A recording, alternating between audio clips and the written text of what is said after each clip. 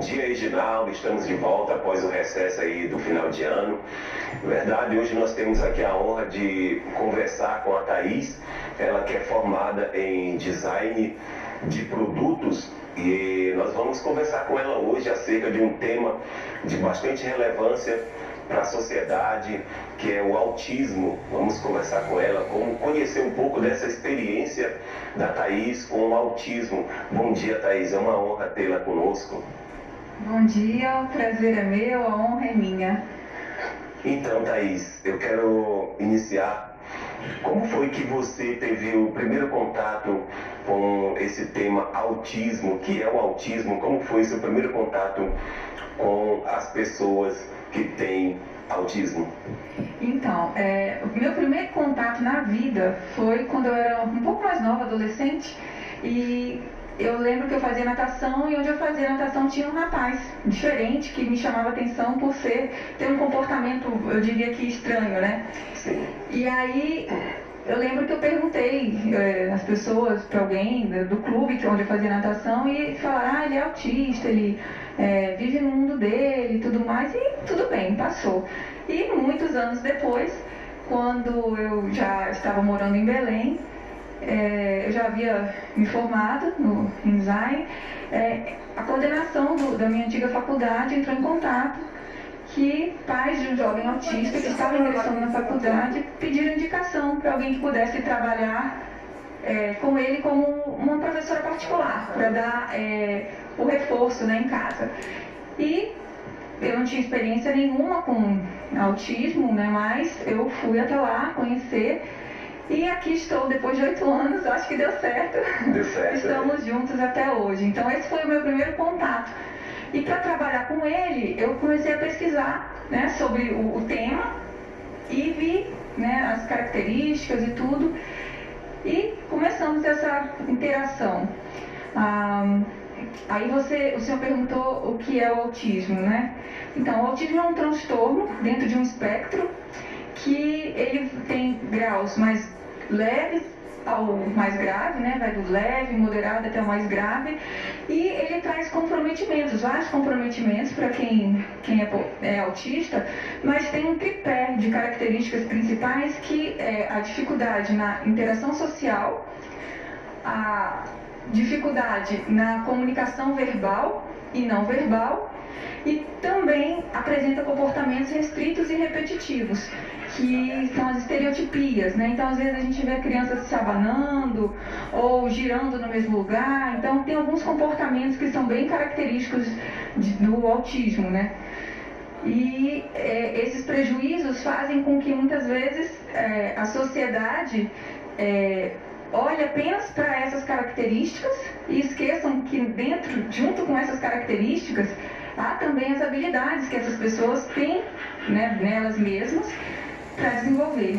Isso, referente à questão da habilidade, eu tenho aqui nas minhas mãos aqui um material, uma revistinha em quadrinhos, e eu quero que você fale um pouco sobre esse material, que, por sinal, é desenvolvido por uma pessoa que tem autismo. Fale um pouco desse trabalho.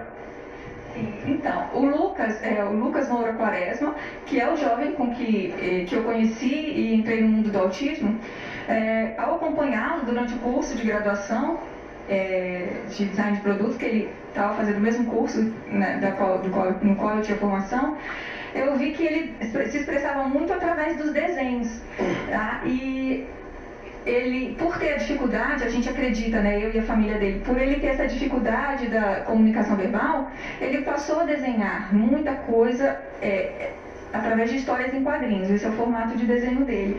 Então, primeiro ele desenha desde os 3 anos de idade. Então, primeiro ele desenhava personagens dos desenhos animados que ele gostava, coisas da TV, e depois ele passou a desenhar ele mesmo e os familiares, amigos, e começou a transmitir mensagens através desses desenhos. E quando eu conheci lá na faculdade, eu pensei que uma preocupação dos pais sempre como meu filho vai ficar quando eu não estiver mais aqui, né? E também eu pensei, ele vai se formar, então vamos buscar essa inclusão dele no mercado de trabalho dentro dos talentos, né, das habilidades que ele tem, que é o desenho. E ele desenha maravilhosamente bem, como vocês puderam ver aqui. E a partir daí buscamos fazer essa inclusão e criamos a HQs do Lucas. Então, para quem não sabe, HQs é HQS, de Histórias em Quadrinhos, do Lucas. E temos hoje duas coleções de histórias em quadrinhos lançadas, que é a coleção Medo de Quê e a coleção De Que o Mundo Precisa. Como o nome já nos dá a entender, Medo de Quê aborda questões dos medos que são tão comuns às crianças, né? Medo de escuro, medo de palhaço, medo de borboleta, tem vários medos e os personagens das historinhas são personagens reais, né? São historinhas que foram criadas a partir desse contato com esses personagens. E temos também a coleção De Que o Mundo Precisa. E nós temos aí uma abordagem mais socioambiental, que é a Amazônia Viva, como essa que você mostrou aqui Deixa eu só virar aqui para você, ó. Assim, isso. A Amazônia Viva, que aborda a questão da preservação da Amazônia. Temos a historinha Oceanos, que fala de não jogar o lixo nos mares, nos rios. E abelhas, respeito, então com essa abordagem mais socioambiental. E fazemos um trabalho visitando escolas. O Lucas vai como autor paraense em dias de autógrafo e aproveitamos para levar essa mensagem de esperança para todas as famílias e para a sociedade em geral, um pouco mais de informação de que não é porque a pessoa é autista que ela não tem potencial para se desenvolver, não é porque uma pessoa hoje está com autismo grave, num quadro de autismo grave, que com a estimulação correta, com o acompanhamento correto, ela não vai desenvolver. E todos temos habilidades, né? Então, como eu falei, a gente precisa olhar para as habilidades também, não apenas para as dificuldades, não apenas para os comprometimentos característicos do autismo. Qual a sua mensagem para as famílias, para os educadores, referente a esse tema? Minha mensagem é que vocês não podem desistir.